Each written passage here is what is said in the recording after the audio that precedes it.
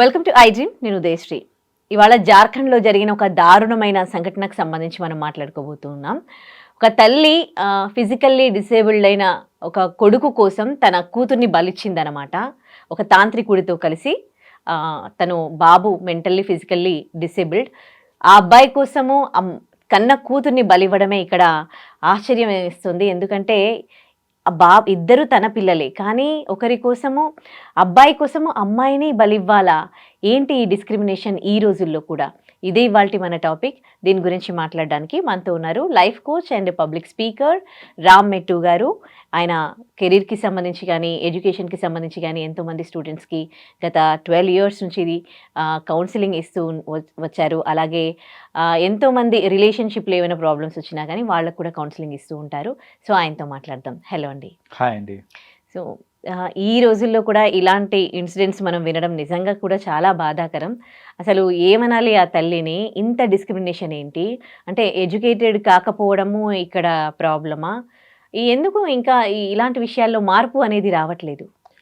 ఇక్కడ మీరు అన్నట్టు ఎడ్యుకేషన్ ఒకటే ప్రాబ్లం కాదండి ఇక్కడ. ఎందుకంటే ఎంతోమంది ఎడ్యుకేటెడ్ పీపుల్లో కూడా ఈ రోజుకి కూడా నేను వింటూ ఉంటాను ఏంటంటే, పిల్లలు పుట్టే టైంలో బాబు పుడితే బాగుండు, పాప పుడితే ఒక kind of disappointment.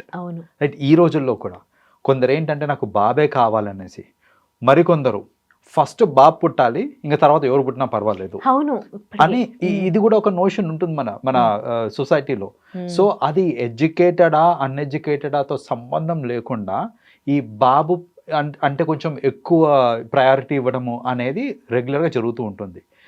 On the same basis ఈ ఇన్సిడెంట్లో కూడా చూసుకుంటే కనుక, ఒక మెంటల్లీ అండ్ ఫిజికలీ డిసేబుల్డ్ ఉన్న ఒక బాబు కోసము కన్న కూతుర్ని, రైట్, ఇద్దరూ పేగు దించుకొని పుట్టిన వాళ్ళే, ఆ బాబు కూడా పాప కూడా.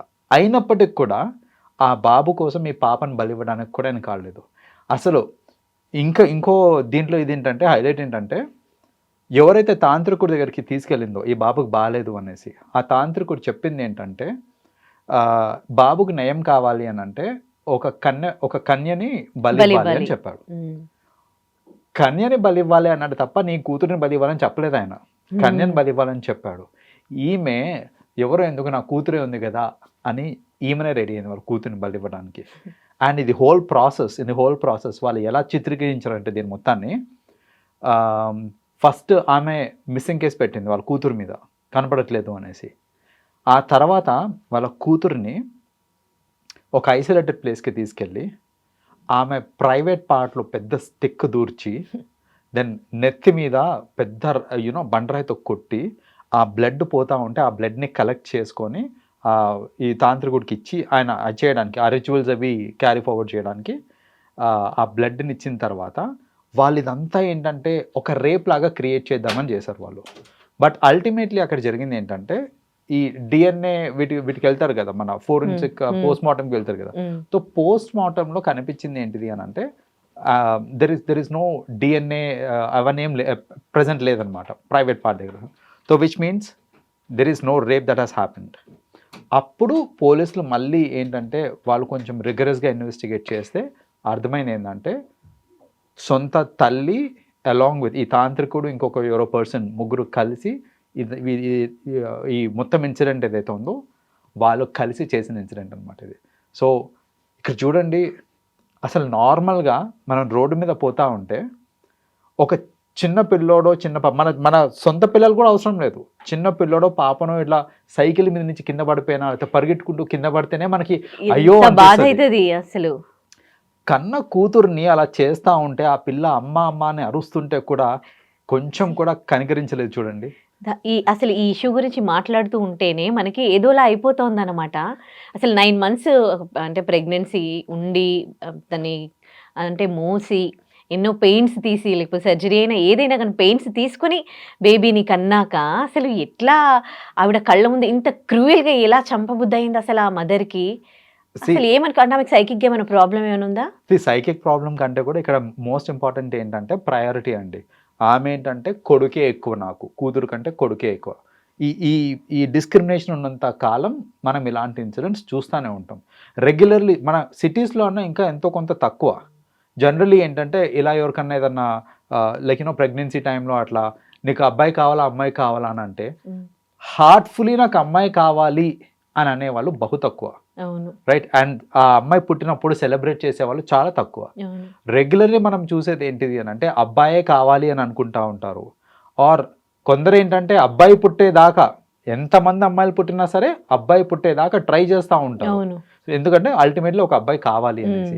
సో ఈ థాట్ ప్రాసెస్ ఉన్నంత కాలం, ఈ డిస్క్రిమినేషన్ ఉన్నంత కాలం ఇలాంటి ఇన్సిడెంట్స్ తరచూ జరుగుతూ ఉంటాయి మనకి. సో అట్లీస్ట్ మనమన్నా బీయింగ్ ఎడ్యుకేటెడ్ కూడా ఇవన్నీ అవుతూ ఉంటాయి కాబట్టి ఇక్కడ మారాల్సింది ఏంటిదంటే ఇక్కడ just education is not sufficient అండి. A lot of improvement has to come in the mindsets. So mindsets మారినప్పుడు మాత్రమే వి గెట్ టు సీ ఇలాంటి ఇన్సిడెంట్స్ అవ్వకుండా ఉంటాయి మనకి. కాదు, ఇప్పుడు ఈ జనరేషన్లో అయితే అబ్బాయి అయినా అమ్మాయి అయినా అబ్బాయిల్లో చూసేవాళ్ళు ఉన్నారు, చూడని వాళ్ళు ఉన్నారు పేరెంట్స్ని. అమ్మాయిల్లో చూసేవాళ్ళు, తల్లిదండ్రుల గురించి కేర్ తీసుకునే వాళ్ళు ఉన్నారు. సో అందరినీ చూస్తూ ఉన్నారు. అయినప్పటికీ ఇంకా అబ్బాయి ఉండాలి. ఫస్ట్ మనం ప్రెగ్నెన్సీ కన్ఫర్మ్ అయింది అనుకోండి, ఫస్ట్ ఒక బాబు పుట్టాడు అనుకో, ఆ తర్వాత ఎవరు పుట్టినా పర్వాలేదు అని అంటూ ఉంటారు.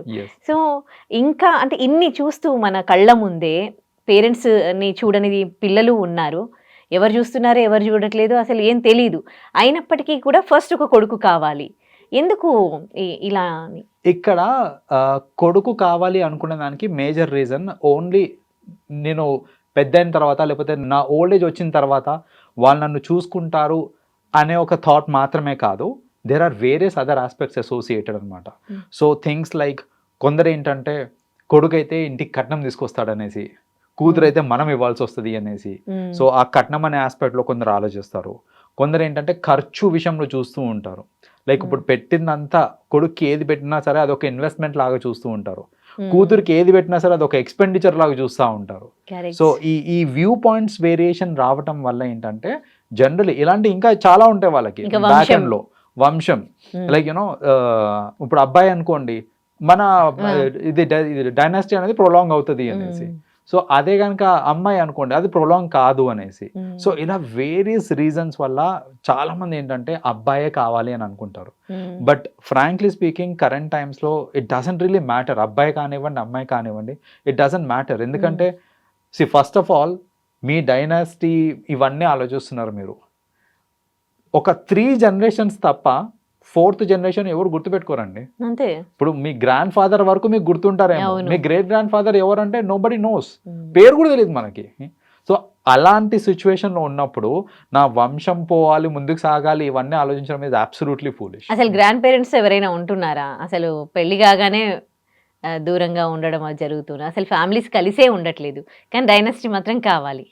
అండ్ ఇప్పుడు కరెంట్లీ జరిగే ఈ పెళ్ళిళ్ళు కూడా బాగా లేట్గా అవుతున్నాయి కాబట్టి, ఆర్ పెళ్ళైనాక కూడా బాగా లేట్గా పిల్లల్ని కంటున్నారు కాబట్టి అసలు 2 generations కలిసి ఉంటారేమో తప్ప 3rd generationకి అసలు స్కోప్ లేదు. ఇప్పుడు చూడండి, almost we get to see like 30, 35, 40 yearsకి ఈ మధ్యన పెళ్ళిళ్ళు చేసుకొని పిల్లల్ని కంటున్నారు. సో వాళ్ళకి 40 వచ్చినాయంటే వాళ్ళ పేరెంట్స్కి ఆల్రెడీ 70, 75లో ఉంటారు వాళ్ళు. సో ఆబ్వియస్లీ ఇంకా we get to see that వాళ్ళు అప్పటికి ఇంకా చనిపోతారు కాబట్టి you get to see only 2 generations. మన పూర్వీకులు అంటే సరే తొందరగా పెళ్లి చేసుకున్నారు, తొందరగా పిల్లలు కన్నారు కాబట్టి ఒక 3 generations ఎట్ ఎ టైం చూసేవాళ్ళం మనం. But moving forward only 2 generations కనిపిస్తాయి మనకు అంతే. కరెక్ట్. మీరే అంటున్నారు అంటే ఎడ్యుకేషన్తో సంబంధం లేకుండా అందరూ ఇట్లాగే థింక్ చేస్తూ ఉన్నారని. మరి ఈ థాట్ ప్రాసెస్ చేంజ్ అయ్యేది ఎట్లా? అది initiative has to come from within అండి. సో మనకి ఆ రియలైజేషన్, సెల్ఫ్ రియలైజేషన్ అనేది రావాలి. ఇప్పుడు ఇన్ని చూస్తున్నాం సొసైటీలో మనము, లైక్ ఆడపిల్లలు ఎంత బంగారంగా చూసుకుంటున్నారు వాళ్ళ తల్లిదండ్రులని, ఎంత బాగా చూసుకుంటున్న ఇన్సిడెంట్స్ ఎన్నో ఉన్నాయి మనకి. ఇంట్లోంచి అబ్బాయిలు గెంటేస్తున్న ఇన్సిడెంట్స్ కూడా కనిపిస్తున్నాయి మనకి. సో ఇలాంటి బోత్ ఇన్సిడెంట్స్ కనిపించినప్పుడు ఒక్కసారి కూర్చొని మెచ్యూర్డ్గా ఆలోచిస్తే మనకే అర్థమవుతుంది that whatever we are doing, ఆ డిస్క్రిమినేషన్ ఏదైతే ఉందో అది కరెక్ట్ కాదు అనేసి. సో అది ఇండివిజువల్ వితిన్గా రావాలండి అది. సో ప్రతి పర్సన్ కనుక ఇలాంటి అనాలిసిస్ చేసుకుంటే ఆబ్వియస్లీ ఆ చేంజ్ అనేది కనిపిస్తుంది మనకి. రైట్, ఎగ్జాక్ట్లీ కరెక్ట్ అండి. థ్యాంక్ యూ సో మచ్ అండి. You're welcome.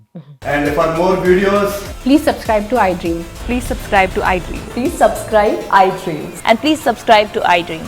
For more videos, subscribe to iDream. Please like, share, and subscribe to the channel. Congratulations, iDream. Subscribe to iDream. Subscribe to iDream. So subscribe to iDream Media. iDream ki iDream team andarki huge congratulations. Please subscribe iDream Media. Please subscribe to iDream. Subscribe iDream. Please subscribe to iDream. iDream అంటే నా కళల channel subscribe చేసుకున్న నోరు తిరుగుతలేదు మీరైతే గంట గుర్తు కొట్టండి. For more such videos, please subscribe to iDream. Subscribe to iDream. Please subscribe to iDream. Please subscribe iDream Media. Please do subscribe to iDream. Please subscribe to iDream Media. For best entertainment and information, please subscribe iDream. And don't forget to subscribe to iDream.